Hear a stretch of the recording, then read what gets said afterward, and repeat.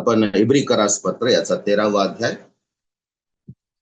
आणि त्याचं 20 आणि 21 दोन वचने वाचूया आणि त्यानंतर 12वा अध्याय त्याचं 28वा वचन आपण वाचणार आहोत.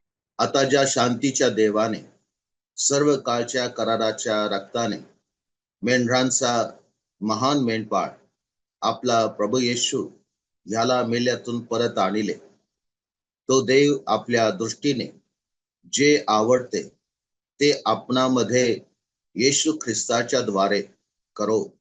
12वा अध्याय 28वा वचन. म्हणून न हलविता येणारे राज्य आपल्याला मिळत असल्या कारणाने आपण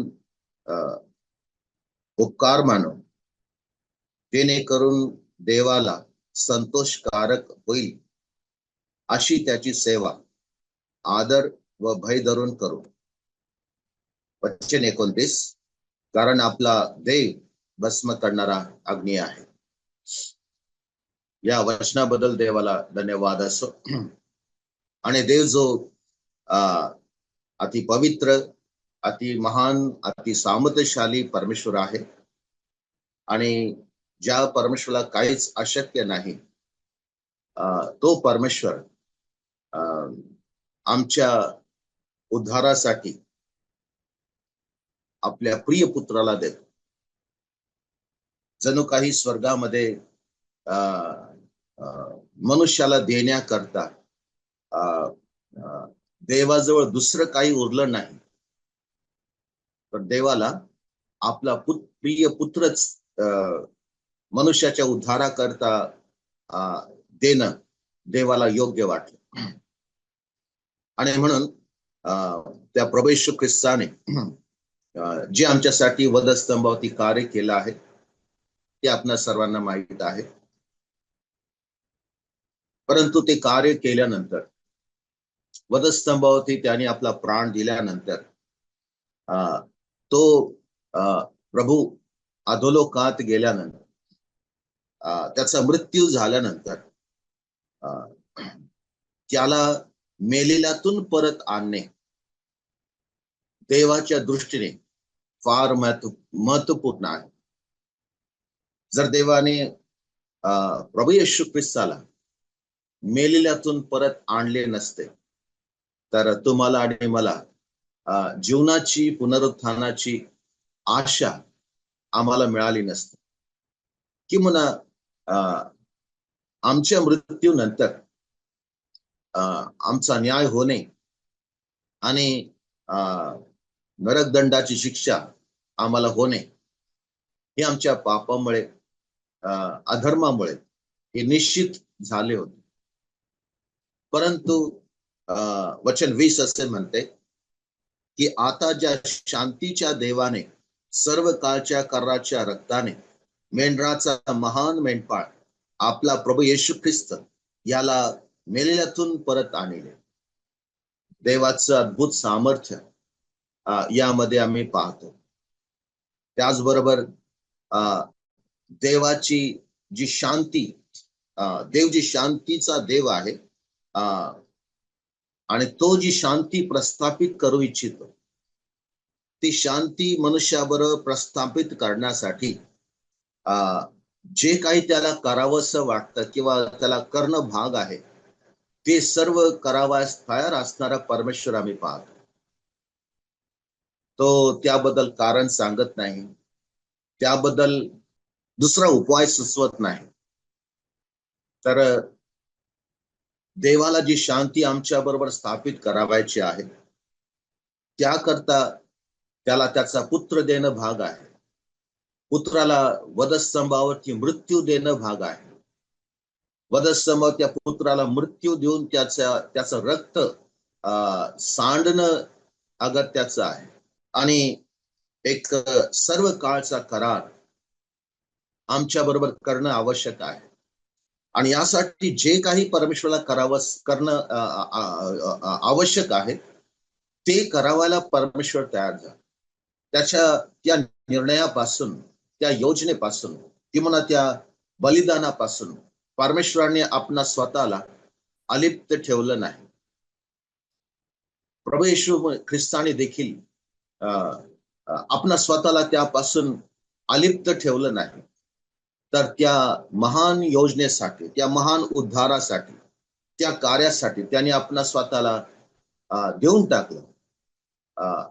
केवळ गेलं इतकंच नव्हे, तर तो रिक्त पण झाला, नम्र पण झाला,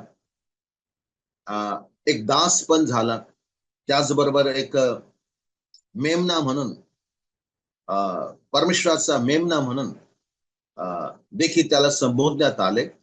स्वर्गात अत्यंत सन्मानित आणि आदरयुक्त आराधना स्वीकारावास योग्य असणारा जो आहे, तो आपला स्वतःला मेंढरू किंवा मेमना होण्याकरता देऊन टाकतो. ही फार अद्भुत गोष्ट आहे. म्हणजे ज्या उच्च स्तरावर तो आहे, त्यापेक्षा तिथे राहण्यापेक्षा खालच्या स्तरावरती येऊन अद्भुत कृत्य करणं आणि मनुष्यावरती असणारं आपलं प्रेम व्यक्त करणं, प्रगट करणं आणि त्यांचा बचाव करणं, हे त्याला योग्य वाटतं. आणि त्यानुसार त्याने आमच्या बचावाकरता, आमच्या मुक्तीकरता त्याने आपणा स्वतःला दिले.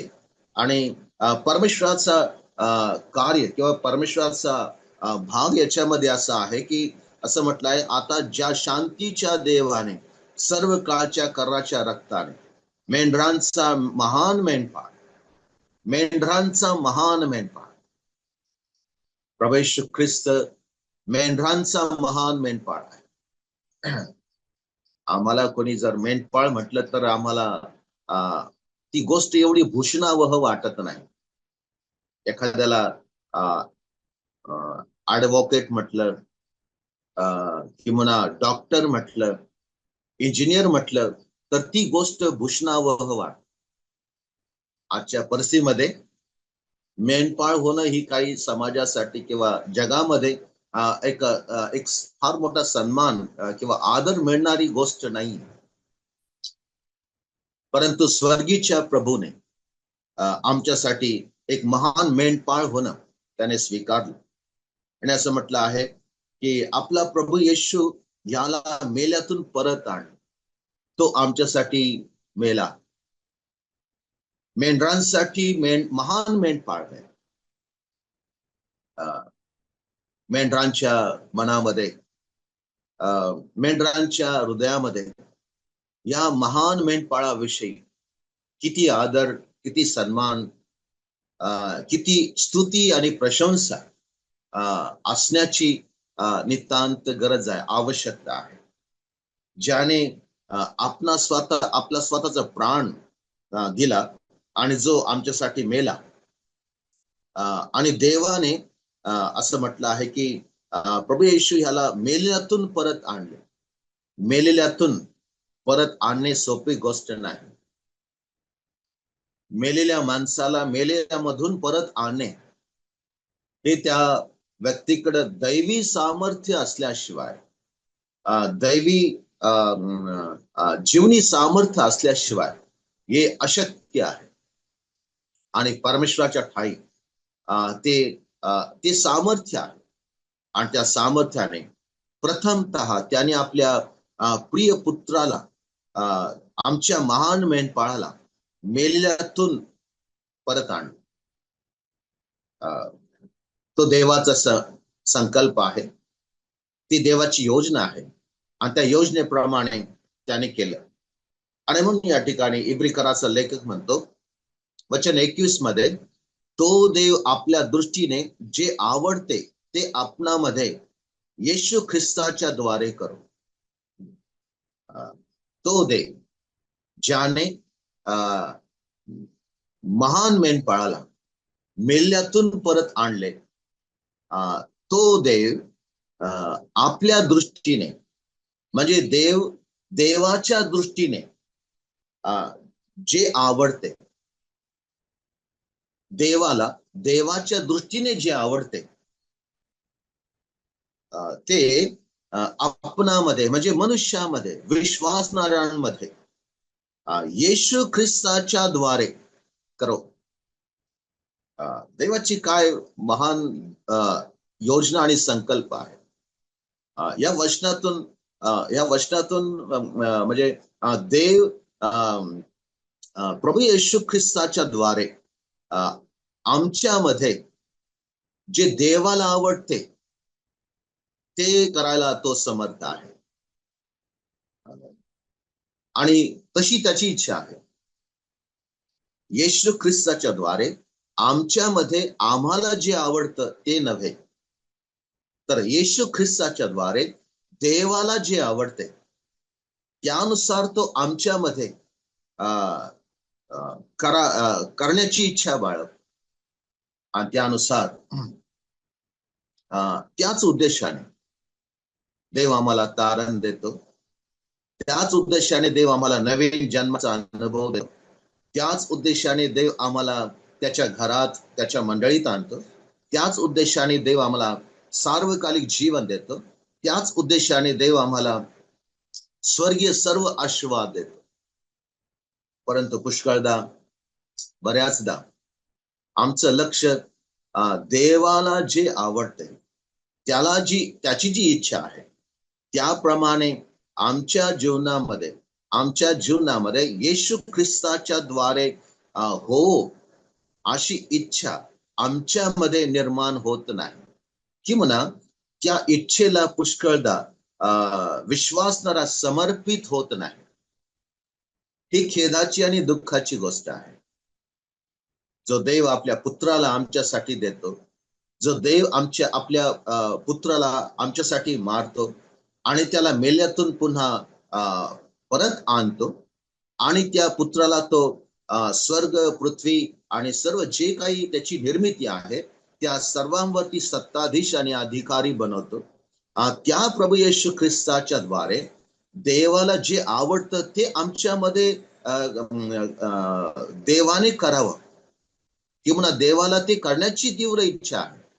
देव तशी अपेक्षा बाळगतो आणि त्याप्रमाणे करण्यास आम्ही देवाला आमच्या प्रभूला आमच्या जीवनामध्ये अनुमती द्यावी.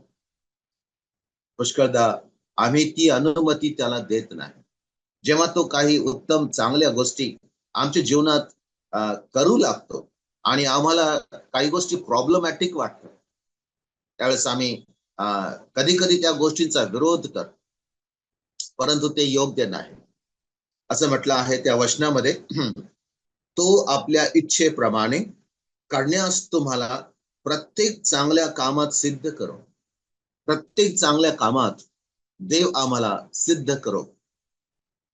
देवाची इच्छा आहे ख्रिस्त येशूच्या द्वारा आम्हाला प्रत्येक चांगल्या कामात तो सिद्ध करो. चांगलं काम करण्याची क्षमता किंवा योग्यता आमच्यामध्ये नाही. आम्ही जे चांगलं आहे ते पसंत करत नाही. जे चांगलं आहे ते मी करत नाही.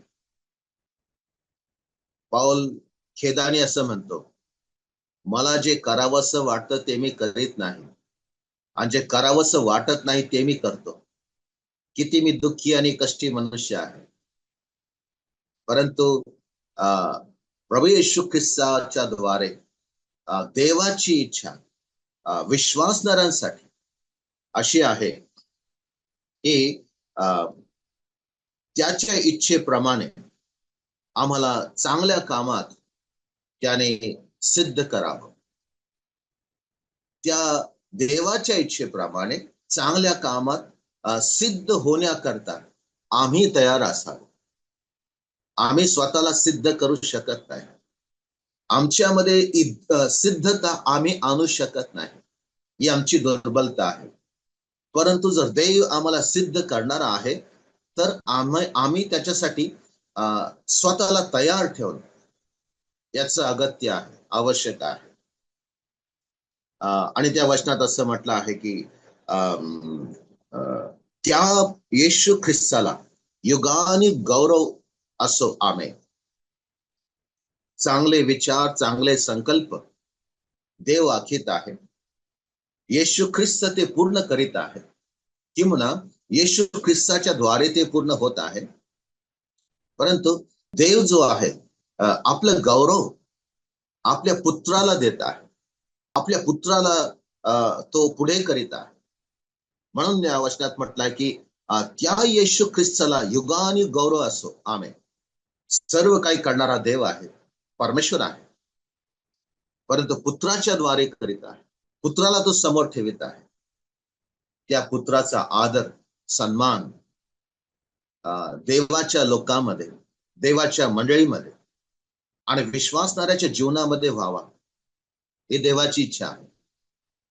आणि त्या इच्छेनुसार देव आपल्या पुत्राला युगानुयुगीच गौरव देत आहे. त्या पुत्राच्या ठाई, त्या प्रभू येशू ख्रिस्ताच्या ठाई तुम्ही आणि मी, आपण विश्वासणारे एक नवीन सृष्टी आहोत, देवाचे प्रिय लोक आहोत. आणि म्हणून देव आमच्यासाठी जे संकल्प आणि योजना आखीत आहे, जी अपेक्षा आमच्याकडून बाळगीत आहे, ती पूर्ण करण्यास आम्ही समर्थ नाही, पण निदान आम्ही ते पूर्ण करण्यासाठी तयार असा.